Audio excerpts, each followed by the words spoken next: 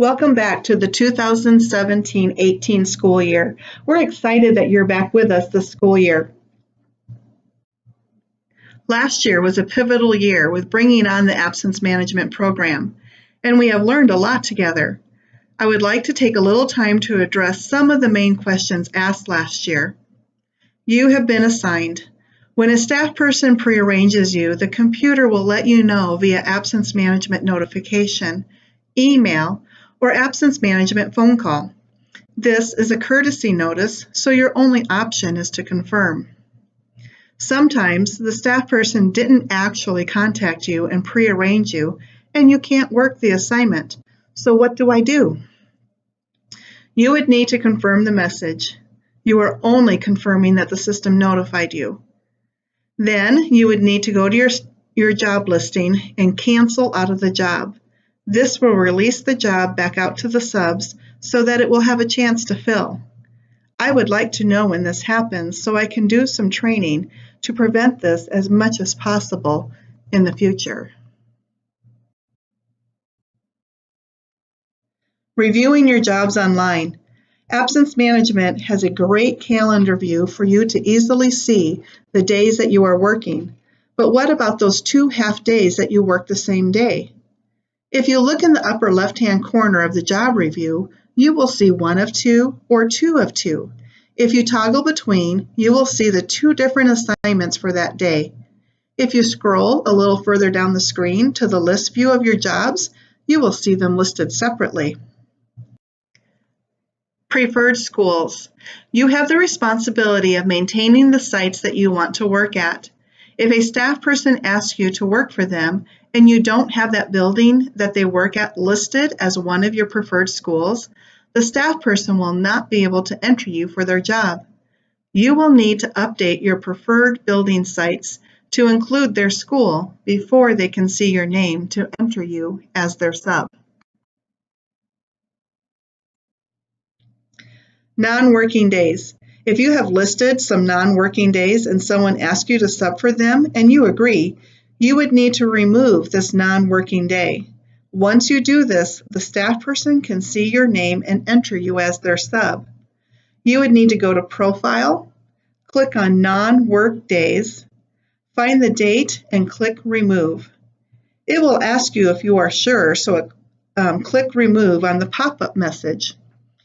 If you entered it as a group of days, the system will ask you if you want to remove the group of days or just the one day. Once you complete this, the day you agreed to work will be available for the staff person to enter you as their sub. Setting and changing call times. When you change the call times or turn off calling altogether, you could hamper absence management ability to notify you of a cancellation or change in a job. I would recommend that if you restrict or turn off calling, that you make a habit of checking the absence management program for any changes before reporting to a job. Absence management doesn't recognize my login. Occasionally, you may experience that absence management does not recognize your login. This may happen when your web browser has stored a lot of browsing history. If you experience this, you would need to clear your cache on your web browser. Instructions for this can be found in the Learning Center in Absence Management. I will also post these instructions under the Substitute Resources on the district webpage. Time cards. Substitute teachers still need to turn in a time card each month that they work. These are due the last working day of each month.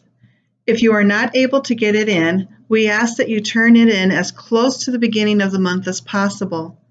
If any errors are on the absence management system, your time card will help flush those out so we can pay you correctly. Also, if you notice that there's an error in your file, please call me as soon as possible. I would love to be able to correct those before we enter into payroll time. Long-term teacher subs. If you are working in a long-term teacher job, please remember that you are also required to turn in the time card. A common question during a long-term assignment is, what if I need to be absent while doing the long-term assignment? Let me know if you have any known absences as soon as you are aware of it. It will help in finding you a sub. If you have a last-minute absence, please call my office at 394-4012. If you get my voicemail, please leave a message. Electronic time cards. This year, you have the ability to submit your time card electronically. There is a link on our website under Substitute Resources. You will need to fill it out on the computer and click Submit, and it will come to my email. If you don't want to use the electronic form, you will still be able to use the yellow time card. We're just providing another option. The form is still being developed for the computer, so the sample is what I have sent to technology to build, so it might end up looking a little different. Hourly substitute jobs. When you work a job as a clerical or paraprofessional, you will fill out a time card that you receive from the building, and you will leave that time card at the building. Please be sure to ask the school secretary where you should leave it at the end of the day. They will need this time card in order to process your pay. Please do not put these hourly jobs on the teacher time card. Paperless pay stubs. Last year brought paperless pay stubs. We encourage you to check your pay stub every pay period. If you think there is an error, please contact the substitute office and we will look into this. This year, you will receive an email notification that you will have a check deposit within the next couple of days. The link in the email will direct you to the login page for Skyward. Remember that the funds will not be available to draw from until the actual payday. You can access your pay stub information by logging into the Employee Access, and under Payroll, click on Check History. If you use a mobile device, you can download a free Skyward app from Google Play, iTunes, and Amazon App Store. This is a very easy tool to access your pay information. ID badges. To bring increased security to our students and buildings, your ID badge will be replaced this year and every year moving forward. The front of the badge will contain the school year and the back will contain the activity pass. The activity pass allows you entrance into many school activities. It cannot be used at special activities such as sectional basketball tournaments, musicals, or playoff football games. We will use the picture that we have on file, which is probably the picture on your current ID badge. If you want a new picture, please let me know. Once I receive your forms that you will need to do to complete for the school year, I will print a new ID badge and let you know when it's ready for pickup. School calendar. School starts on August 30 and is scheduled to end on May 25th. Of course, depending on snow days, this could change. We no longer have early release Wednesdays and have built in some professional development days throughout the school year. Substitutes are not utilized on these days unless you are in a long-term job and the building administrator requests you to work. School recesses are also a little different this year, so be sure to check out the school calendar on page 7 of the Substitute Handbook. Substitute pay for teacher subbing. Your substitute teacher pay is based on your education or certification. If you have had any changes, please be sure the sub-office has record of this and the required educational or certificates have been submitted to our office. Rate increases happen when you complete a bachelor's degree or you obtain your teaching certificate. If you are unsure of where the sub-office has you placed, you can log into your Employee Access, go to Employee Information, then Personal Info. You will find it under Type. Subpay remains the same this year. Rapid City Area Schools retired teaching and administration staff will earn $105 a day. This includes those that met the requirement for retirement as per the negotiated agreement at the time of your retirement. Certified subs will make $100 a day.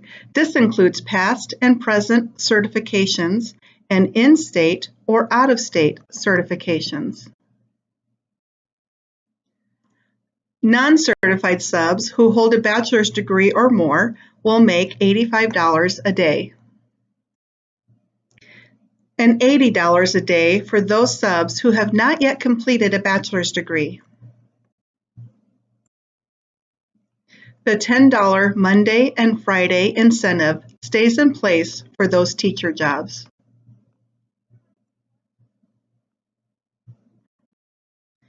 Hourly substitutes. Hourly subs make $10.50 per hour. This includes substitutes for paraprofessional and clerical. The $10 incentive for working Mondays or Fridays does not apply to hourly subs. Technology for substitutes. This is covered on page 2 of your substitute handbook. Library training will be offered again this year. If you want to work in the libraries, this training is very useful to have. If you feel you want a refresher, no problem. Just please contact Shelley Rath. This information is on the handbook online. Technology in the classroom. This was the Promethean board training, and this training will still be offered, but it may be revamped to meet the many technology needs while subbing in the classroom. Every year we have those house cleaning items that come up, so let's start covering those. Your substitute handbook is online again this year. You can access it under Substitute Resources on the district website. You can print this from your computer. You can either print the entire book or print selected pages for your information. Please stop by the sub-office to pick up a fresh parking pass. You will also want to pick up a time card. Please remember that it's very important to turn your time card in on time each month, even if you only worked a half a day. It still needs to be submitted. We have added the electronic version if you prefer to submit it electronically. Please remember to add up your whole days and your half days and write that total in the total days worked. It is very helpful in processing your pay. Certification or educational updates. Please submit to the sub-office any updated certificates or completion of degree documents. Start time and end time. It is important to arrive on time by the start time according to absence management and to stay until the end of the daytime you were secured for. Please plan to accommodate this workday. Of course, if you get a late call or something out of your control happens, we understand. Just communicate as best as you can when these circumstances happen. We reserve the right to dismiss you early if, for example, but not limited to, there are no more student contact time in the position, the teacher returns sooner than expected, or other reasons that the administrator has determined. Compensation is paid for the time that you worked.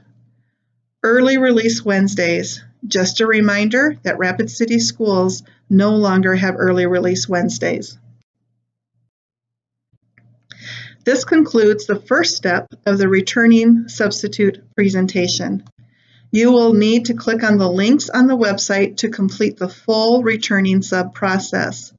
Please continue with submitting the profile sheet, read the discrimination harassment policy, submitting the sign-off form for the discrimination harassment policy located on our website under Substitute Resources.